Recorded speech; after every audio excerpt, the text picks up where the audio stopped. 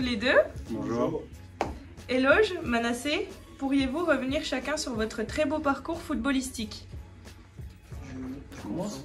Moi, j'ai commencé à Bordeaux. J'étais formé au Girondins de Bordeaux. J'ai passé 4 ans là-bas. Après de Girondins de Bordeaux, je suis parti en national. À La Roche-sur-Yon, je suis allé à Alès aussi, où j'ai joué avec Franck Ribéry là-bas, au national. Après d'Alès, j'ai atterri à Nîmes. Et de Nîmes, je me suis retrouvé à Troyes en Ligue 1 et Valenciennes, Annecy et me voilà Besançon encore. Moi, j'ai commencé le foot à l'âge de 14 ans dans un petit club à Villeneuve-d'Ornon. Après de là, j'ai fait une saison et directement j'ai été repéré par Auxerre. Donc je suis parti en centre de formation pendant 5 ans. Après mes 5 ans, je suis parti à Nîmes. À la base, j'étais arrivé pour la réserve en CFA2 et j'ai intégré le groupe pro très rapidement. Donc du coup, j'ai fait quelques matchs, ça m'a permis de me montrer et du coup, par la suite, en fin de saison, j'ai eu Sochaux qui m'a contacté pour me proposer mon premier contrat professionnel de 2 ans. J'ai fait qu'une année à Sochaux et par la suite, après, je suis parti à Amiens en national où j'ai joué un petit peu. On a fait la montée en Ligue 2. Après ma saison en Ligue 2, je suis parti à l'étranger, en Roumanie, à Petrolul Ploiești en première division. Ça s'est très bien passé, j'ai fait 2 ans, on a terminé 2e, on a gagné la Coupe de Roumanie. Ça m'a permis aussi de jouer les barrages de l'Europa League, découvrir l'Europe. Et par la suite, je suis parti après au Portugal, en première division, à Gil Vicente. Là-bas aussi, j'avais signé pour 2 ans, mais j'ai fait qu'une année parce qu'après on est descendu. Je suis revenu en France à Orléans, en national, avec qui aussi j'ai joué la montée, on est monté en Ligue 2. Après par la suite, je suis reparti en Roumanie, en première division à Concordia Cluj-Napoca. J'ai fait une année seulement et je suis revenu en France, à Annecy. Et à Annecy où j'ai rejoint Eloge et maintenant je suis arrivé ici à Besançon. Vous n'en êtes pas à vos premières sélections puisque c'est la 27e pour toi Eloge et la 17e pour toi Manassé. Quel est votre sentiment lorsque vous êtes sélectionné? Qu'est-ce que cela procure en vous? Être sélectionné, c'est jouer en équipe nationale. Je pense que tous les joueurs de foot aimeraient bien faire jouer en équipe nationale de leur pays. C'est beaucoup de fierté toujours. Par rapport à la famille, les parents et tout ça, c'est super important. Et être sélectionné en équipe nationale de son pays, c'est comme si tu faisais partie des 25 meilleurs joueurs de ton pays, quoi. Donc c'est beaucoup de fierté. Et encore plus de fierté quand tu le fais avec ton frère. Donc voilà, quoi. Là, comme il a dit, c'est une fierté, un honneur. On se doit de répondre présent et avec la force qu'il faut pour pouvoir représenter au mieux la famille et le pays. C'est toujours un grand plaisir d'aller en sélection. Avec ce confinement et cette période compliquée, comment avez-vous appréhendé cette sélection? Dans quel état d'esprit l'avez-vous abordé? On a bien abordé, bouffé d'air, ça nous permet de voyager, aussi d'aller au soleil. Moi j'adore le soleil. Après, on a bien abordé, on a bien préparé parce qu'entre-temps, avant de partir là-bas, on s'est entraîné aussi individuellement et on s'est bien préparé, quoi. Donc non, ça tombe bien, ça tombait très bien même la sélection pour moi. Ouais, il a tout dit, ouais. C'est vrai que ça s'est plutôt bien abordé. Ouais, on a tout mis en œuvre pour être prêt pour les 2 matchs. Voilà, le club aussi nous a aidés avec la préparatrice physique. Voilà, il nous a aidés, il nous a donné des programmes à faire. Donc ça nous a permis d'être à bon niveau pour pouvoir bien aborder les 2 matchs. Nous imaginons que vous êtes fiers et heureux de jouer sous les couleurs de votre pays, mais encore plus en étant sélectionnés tous les deux. Ouais, ça a toujours été un rêve, en tout cas, de ma part, de jouer en sélection avec Manassé. On a fait plusieurs matchs ensemble. Et quand j'étais pas en sélection, j'ai toujours dit que je préfère que ce soit lui qui porte mon numéro de l'équipe nationale, le numéro 5. Et voilà, mais là, quand je suis revenu, bah, ce qui m'appartient me revient. Donc voilà, mais non, mais c'est toujours avec beaucoup de fierté d'être en sélection avec lui, même de jouer avec lui en club, quoi. J'ai joué contre lui déjà une fois quand il était en Ligue 2. Moi, j'ai joué la montée avec 3 et lui, il jouait la descente avec Amiens, c'est ça? Bon, on les a battus, normal. Mais c'est une fierté hein, quand je joue contre lui ou quand je suis avec lui. Pour moi, c'est une fierté en tout cas. Ouais, c'est un rêve. Hein. Moi, comme je l'ai toujours dit, si je suis dans le foot, c'est grâce à mon frère parce qu'il m'a forcé, il faut dire le mot, c'est forcé. Il m'a forcé à jouer au foot et, voilà, et petit à petit, cette envie, elle a grandi. Et, voilà, et de pouvoir jouer avec lui, bah, c'est un rêve, ça fait toujours plaisir. Et voilà, partager des moments comme ça avec son frère voilà, au plus haut niveau, c'est toujours des bons moments. Et voilà, en espérant pouvoir terminer sur une bonne note avec la sélection et se qualifier pour la prochaine CAN, ça serait le summum, mais pouvoir jouer une première CAN pour le pays aussi, ça serait bien. On va essayer de bosser dur pour y arriver. On va revenir sur quelques temps forts de votre aventure en quelques images. On débute avec celle-ci.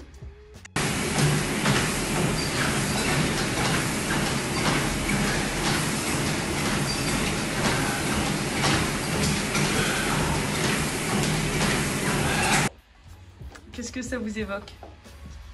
C'est la préparation, on venait d'arriver après un voyage assez long. Donc, voilà, les dirigeants ils ont essayé de mettre en place un petit programme de décrassage, de renfort pour éviter de nous faire prendre le bus pour aller jusqu'au stade. Donc, ils nous ont dit d'aller en salle.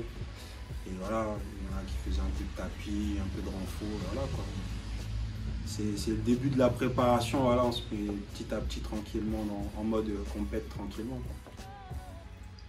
Non, c'est ça, à cause du voyage, il fallait faire ça pour enlever la fatigue, donc c'est ce qu'on a fait, 45 minutes, 1 heure, voilà quoi.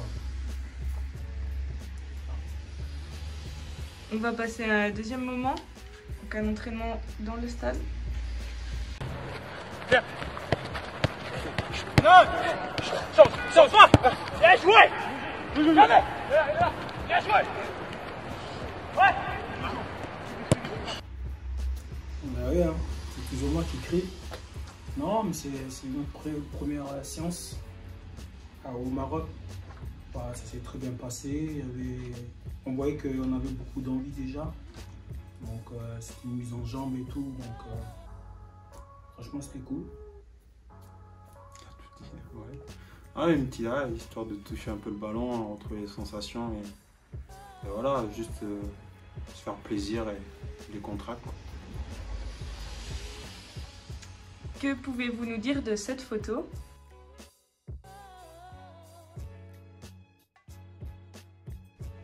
Ah oui.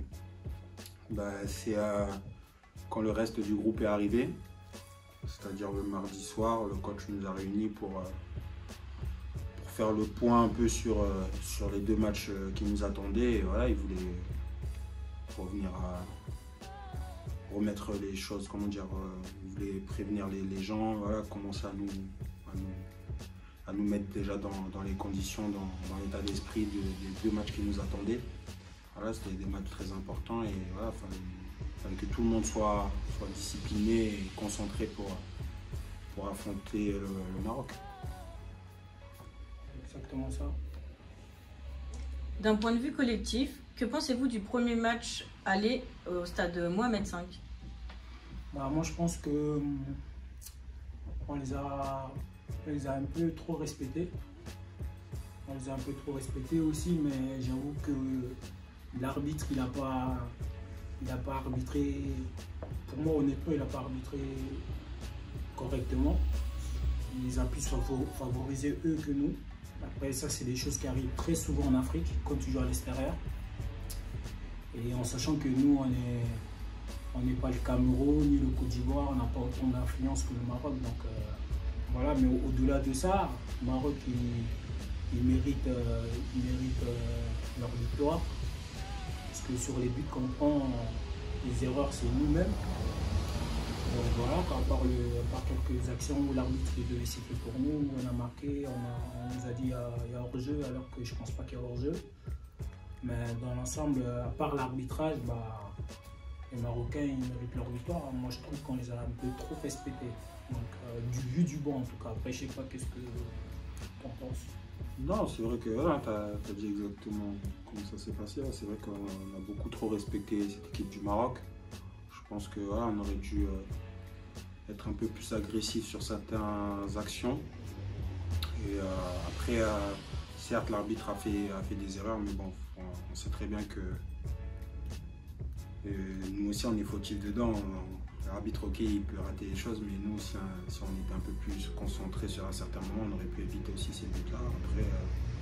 Après c'est sûr que voilà, on est une petite nation, on manque de conditions, c'est toujours compliqué, mais bon, ça passe par là. Si on veut grandir, ça passe par là, et voilà, faudra apprendre de ces leçons-là, voilà, et pas refaire les mêmes erreurs pour les prochains matchs, parce que voilà, ça va être deux matchs très très importants, et voilà, il faudra s'en servir pour travailler et avancer.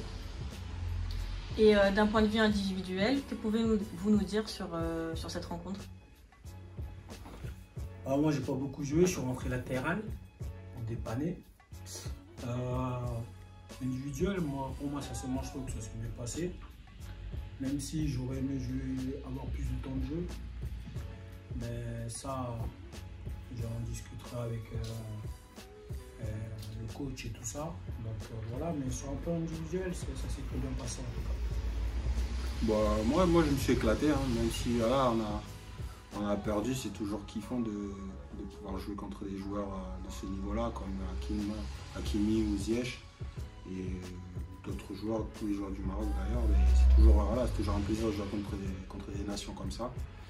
Et ouais, non, sur le point, je me suis trouvé bien, j'étais en jambes, voilà. Après, c'est sûr que c'est un poste, je joue latéral gauche, voilà, c'est un poste que j'avais déjà joué auparavant. Bon, ça ne m'a pas dérangé de jouer à ce poste-là, au contraire, ça m'a permis justement de continuer moi, ma préparation, comme je venais d'arriver je suis arrivé le dernier au club, donc ça m'a permis de continuer ma préparation petit à petit pour voilà, revenir à un bon niveau, et franchement, ouais, je suis plutôt content de ma prestation. Après, c'est sûr que voilà, il y a toujours des choses qu'on aimerait mieux faire que d'autres, mais bon, pour un début, c'était pas mal. On va s'arrêter 2 minutes sur cette photo et sur ce que vous pouvez nous en dire.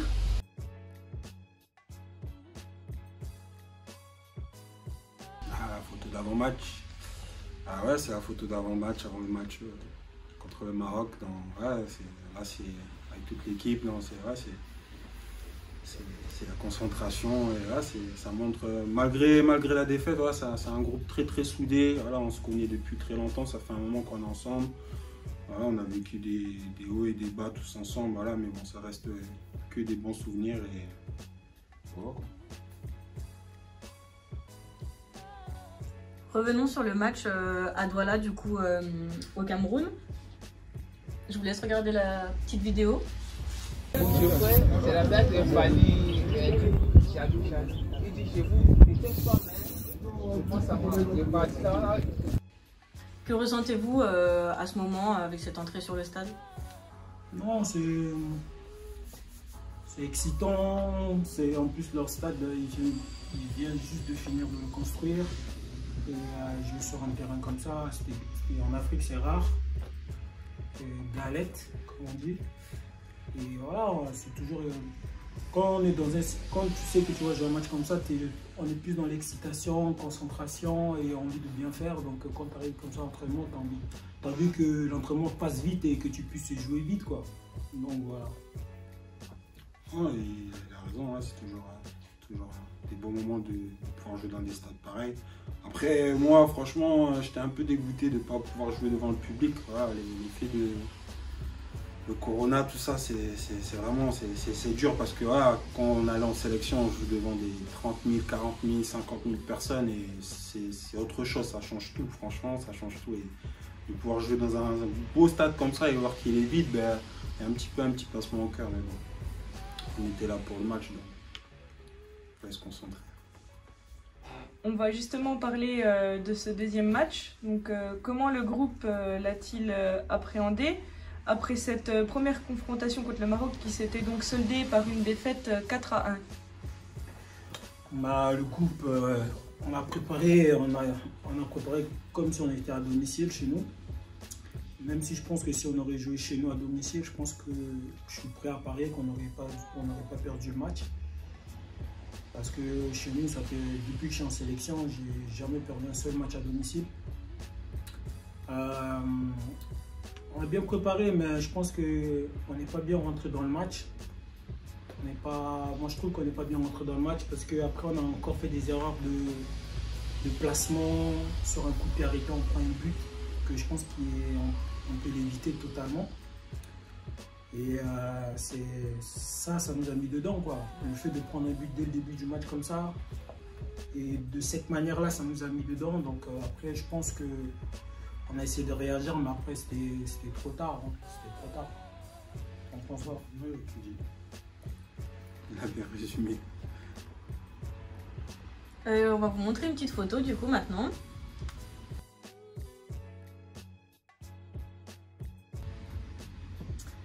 Du coup, on peut vous apercevoir ici avec un joueur de l'équipe adverse. Quelle est l'ambiance lors de ces matchs internationaux parce qu'on imagine que c'est quand même des matchs avec une importance majeure. Comment abordez-vous cela? L'ambiance, c'est une ambiance décontractée parce que, ok, ça reste une compétition, mais voilà, c'est toujours des bons moments quand on se retrouve en sélection. Et voilà, il y a toujours une ambiance voilà, de partage, d'échange. Et voilà, sur la photo, voilà, Ziyech, naturellement, il a pris la pose avec moi gentiment, voilà, et franchement, voilà, c'est des bons moments à vivre et à partager. Moi, comment dire ça? Moi, je suis compétiteur. À partir du moment où j'ai perdu, je suis pas trop, comment dire ça? Pas un mauvais perdant, mais je suis pas trop allé faire des photos ou quoi parce que je suis encore dans le match et voilà quoi. Donc à partir du moment où j'ai perdu, je suis déçu, je suis dans même si le match est fini, je pense au match, je pense à ce qui s'est passé pendant le match et tout. Après, personnellement, tout le monde se connaît en équipe nationale en Afrique. Les joueurs de n'importe quel pays, on a beaucoup de respect entre nous. Donc voilà, après ça ne m'étonne pas qu'il y a certains joueurs qui ont pris des photos, qui ont changé des maillots et tout ça, c'est normal. Quels ont été les moments les plus marquants, les plus forts durant ce séjour? Pour moi, c'est comme il y a eu des nouveaux joueurs qui sont arrivés dans la sélection. Et voilà, le petit bisutage, voilà, on les fait danser, on les fait chanter à l'hôtel ou au stade. Et, voilà, ça, c'est toujours des bons moments. Voilà, il y a l'ambiance, on s'éclate. C'est toujours des bons moments de partage aussi. Donc, pour moi, c'est ce moment-là. Pour moi, c'est le fait de revenir en sélection parce que ça faisait 2 ou 3 ans. De revenir en sélection, de voir certains joueurs et de voir à certaines personnes avec qui j'ai partagé des bons moments qui sont toujours là. Et voilà, quoi. Après, en sélection, je ne suis jamais dans la même chambre que mon petit frère. C'est la première fois qu'on s'est mis dans la même chambre. Ouais. D'habitude, on évite de se mettre dans la même chambre. Et là, c'est la première fois qu'on s'est mis dans la même chambre. C'était bien, un bon délire. Voilà. Sur le plan footballistique, qu'est-ce que cette expérience vous a apporté? Ça apporte toujours on apprend des choses, on apprend sur nous, on apprend sur le foot, voilà, pouvoir jouer contre des grosses nations comme ça, on voit comment elles travaillent, comment elles évoluent, même nous ça nous permet de nous situer où on est par rapport à notre niveau, hein, quand on se mesure à des joueurs d'un niveau international comme ça, donc ouais, c'est toujours enrichissant de pouvoir jouer contre des personnes comme ça. Et voilà quoi, et après ça nous donne envie d'aller plus loin, de toujours aller chercher toujours avancer, toujours aller chercher plus loin, pousser ses limites et voilà. Et aller décrocher les titres, aller chercher des qualifications pour des compétitions internationales, voilà, c'est toujours plaisant. Non, après le fait d'aller en sélection comme ça, quand tu reviens dans ton club ou quand tu reviens jouer en championnat, il faut que ça te sert déjà. Il faut que tous les jours, il faut que tu montres que tu es au-dessus. Pour moi, c'est une espèce de responsabilité de montrer que tu dois être au-dessus en championnat. On doit apporter plus encore à l'équipe et tout. On a plus de responsabilités, nous. On a beaucoup plus de responsabilités et tout parce que, entre guillemets, on est international. Donc, c'est à nous, une fois rentré dans notre club, on doit montrer tous les matchs qu'on est au-dessus. On doit montrer par rapport aux autres que, voilà, on n'est pas au même niveau. Et moi, c'est comme ça que je pense. Je pense que c'est comme ça qu'aussi ils pensent. Et c'est beaucoup de responsabilité hein, vis-à-vis de nos coéquipiers et tout. Donc, voilà. C'est bien aussi, parce que nous, on n'a pas peur de responsabilité. Donc après, c'est à nous, tous les week-ends, de montrer qu'on est au-dessus. Pour moi, c'est comme ça que je vois les choses.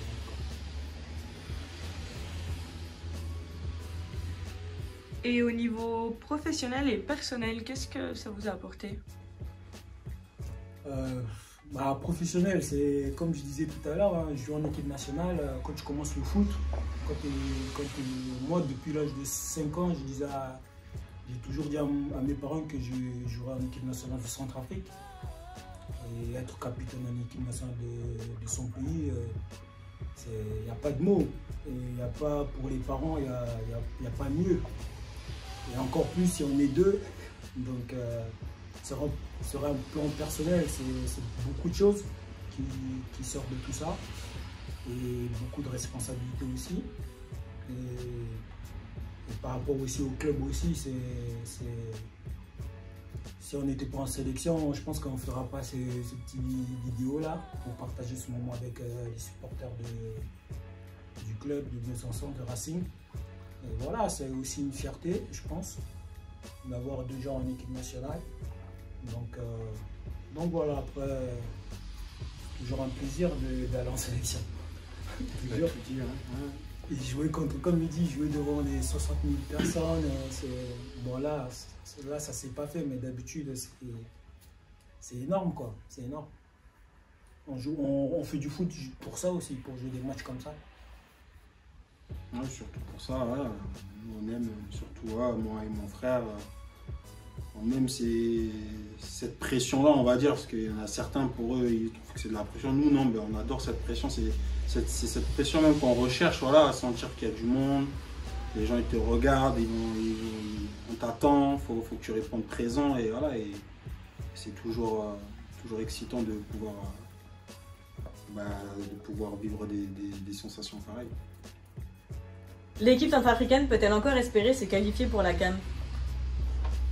Ah oui, on a encore toutes nos chances, mais ça va passer par deux victoires obligatoires contre la Mauritanie et le Burundi. Voilà, ce sera 2 finales, il faudra tout donner pendant ces 2 matchs-là. Et voilà, si on veut aller à la CAN au Cameroun 2021, il faudra gagner ces 2 matchs-là. Ouais, c'est 2 matchs très très importants. Après, au-delà de ça, je pense qu'il faudrait aussi bien préparer en amont, c'est-à-dire avoir l'opportunité de faire des matchs amicaux. Parce que ça c'est important, c'est quelque chose qu'on n'a pas, on fait pas beaucoup chez nous à cause des moyens. Donc voilà, j'espère qu'on va bien le préparer et que, comme dit Manassé, c'est excitant de jouer des matchs comme ça. Voilà, en tout cas moi j'ai hâte d'y être. Je sais pas comment ça va se passer, mais on verra quoi. Eloge, Manassé, merci beaucoup. Merci à vous. À bientôt. À la prochaine, merci.